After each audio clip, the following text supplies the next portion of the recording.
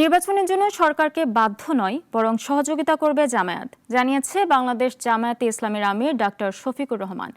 দলের কেন্দ্রীয় মজলিসে শুরার বৈঠকে সেনাবাহিনীকে নিয়ে বিতর্কিত মন্তব্যে দেশের সার্বভৌমত্ব ক্ষতিগ্রস্ত হবে বলেও মন্তব্য করেন জামায়াতের আমির। বাংলাদেশ জামায়াত ইসলামীর দলীয় সর্বোচ্চ নীতি নির্ধারণী ফোরাম কেন্দ্রীয় মজলিসে শুরার সমাপনী অধিবেশন অংশ নেন বিভিন্ন শাখার আমির ও সেক্রেটারি। জামায়াতের আগামী দিনের করণীয় বিষয়ে আলোচনা করেন নেতারা। অধিবেশন উদ্বোধন করে জামায়াতের আমির বলেন, নির্বাচনের জন্য সরকারকে বাধ্য নয় বরং সহযোগিতা করবে জামায়াত ইসলামী। আমরাই তো তাকে এই দায়িত্ব সবাই মিলে দিয়েছি, তিনি তো জোর করে নেননি আমাদের কাছ থেকে।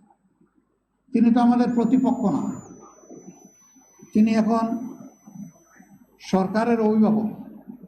এ দায়িত্ব সকল রাজনৈতিক দল এবং অংশীজন স্বেচ্ছায় আমরা তার উপর অর্পণ করেছি। আমাদের দায়িত্ব তাকে সহযোগিতা করা। মানবিক করিডোর ইস্যুতে ডাক্তার শফিকুর রহমান বলেন, জাতীয় নিরাপত্তার সঙ্গে জড়িত বিষয়ে সকল পক্ষের সঙ্গে বসে সিদ্ধান্ত নিতে হবে। সেনাবাহিনী বিতর্কিত হলে দেশের ক্ষতি হবে বলেও মন্তব্য করেন জামায়াতের আমির। একটি হচ্ছে মানবিক করিডোরের নামে একটা উদ্যোগ, নলেজে আসার সাথে সাথেই আমরা বলেছি এর সাথে জাতীয় নিরাপত্তার বিষয় জড়িত।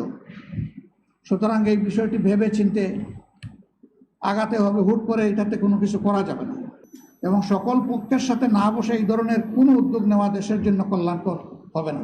সব পক্ষের আলোচনার মাধ্যমে দেশের বর্তমান সংকটের সমাধান সম্ভব বলেও মন্তব্য করেন জামায়াত আমির। বোঝাপড়াটা খুবই গুরুত্বপূর্ণ।